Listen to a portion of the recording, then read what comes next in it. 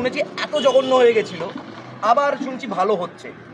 দেবদা দীপক অধিকারী, আধার card voter card সব কিছু কিন্তু দীপক অধিকারী, কিন্তু সবাই কিন্তু আমরা ওই মানুষটাকে দেবদাই, যেটা তুমি বলছিলে যে নামটা নিয়ে, হ্যাঁ দেখো দেবদা দীপক অধিকারী, আধার কার্ড ভোটার কার্ড সব কিছু কিন্তু দীপক অধিকারী, কিন্তু সবাই কিন্তু আমরা ওই মানুষটাকে দেবদা হিসাবেই চিনি, দেবদাই বুঝাই।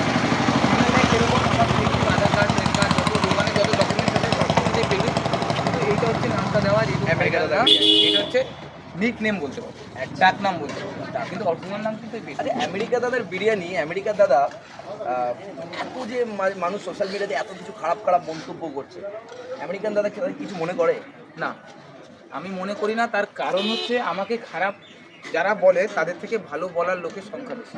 আচ্ছা, কিছু সংখ্যক লোক খারাপ বলছে, তাদের বলতে দাও, আর তাদের থেকে বেশি সংখ্যক মানুষ আমাকে ভালো বলছে। নেগেটিভিটিটা নিয়ে আমি কেন চলবো? যারা পজিটিভ দিকটা দেখাচ্ছে, যারা পজিটিভ দিক কথা বলছে, আমি তাদের নিয়েই থাকবো। দেখো, প্রথমে একবার আমি ভিডিও করতে এসেছিলাম তোমার, আমি খুব ভালো খেয়েছিলাম, মিডিলে নাকি শুনেছি এত জঘন্য হয়ে গেছিল, আবার শুনছি ভালো হচ্ছে। এই বিষয়ে তুমি কি বলবে? সত্যি কি খারাপ হয়েছিল? প্রথমে যখন আমি নিজের হাতে বানাতাম তখন ভালো ছিল, তখন মাঝখানে হয়েছে কি, ওই আমার যে এখন যে বানাচ্ছে ও এসে ও একটা অন্য জায়গায়, দেখো একটা জায়গার বিরিয়ানি তো এক এক রকম, এক এক জায়গার বিরিয়ানি এক এক রকমভাবে বানানো হয়। ও একটা অন্য জায়গা থেকে এসে আমার দোকানে বিরিয়ানি বানিয়েছিল।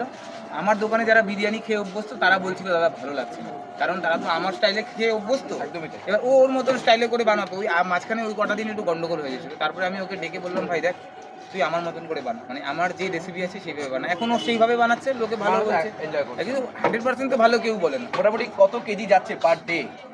কালকে বানিয়েছিলাম 120 কিলো, আজকে 130 কিলো বানাবো, কারণ আজকে এক হাড়ির একটা অর্ডার আছে, ওই জন্য একটু বেশি বানাবো। 130 কিলো মানে 1 কুইন্টাল 30 কেজি, ভেরি মানে লাভলি। না, আমি একটা কথা এখানে বলতে চাই, যে তুমি এত ভিড় দেখছো না, এইগুলো কিন্তু পুরোটাই সোশ্যাল মিডিয়ার ক্রেজ। আমার কাস্টমার আছে, রুটেড কাস্টমার অবশ্যই আছে, কিন্তু তুমি যদি বলো দাদা এত ক্রেজ, এটাও কিন্তু সম্পূর্ণ সোশ্যাল মিডিয়ার ক্রেজ। এই ক্রেজটা যদি আমি 6 মাস 1 বছর ধরে রাখতে পারি, তাহলে ভাববে যে আমার বিরিয়ানিতে দম আছে, আমি মানুষের মনে জায়গায় করতে পারি। আর যদি মানে কেউ তোমাকে বুক চেতে বলতে পারবে না যে তুমি তার জন্যই ভাইরাল। হ্যাঁ, তুমি তোমার জন্য সবার জন্য, আমি তো সবার, আমি দেখো আমি তোমার কাজ দিয়ে ভাইরাল না, আমি কাজ দিয়ে ভাইরাল, সোশ্যাল মিডিয়ার মাধ্যমে ভাইরাল। আমি কাজ থেকে একটা মানুষ আগে এসে, তারা তো জানেন আমি কিরকম বানাই, তারা কিন্তু সোশ্যাল মিডিয়া দেখেই আসে। তুমি বলতে পারো সোশ্যাল মিডিয়া দেখে ভাইরাল। হ্যাঁ, এবার যদি এই একটা মানুষকে আজকে খাওয়ালাম, সে যদি দ্বিতীয় দিন আমার কাছে খেতে আসছে, তাহলে ভাববে সেটা আমার। আর হ্যাঁ, তার তোমার ক্রেডিট। হ্যাঁ, কিন্তু ফার্স্ট অফ অল সোশ্যাল মিডিয়াকে তোমাকে স্যালুট করতে হবে। তাহলে আজকে আমরা কি ট্রাই করবো বলো দেখি? মটন বিরিয়ানি খাওয়াবে তো নাকি? হ্যাঁ, হ্যাঁ। আর চিকেন চাপ নাকি তুমি 45 টাকা বিক্রি করছো? তাহলে যে মটন বিরিয়ানি আর চিকেন চাপ ট্রাই করবো, চলো।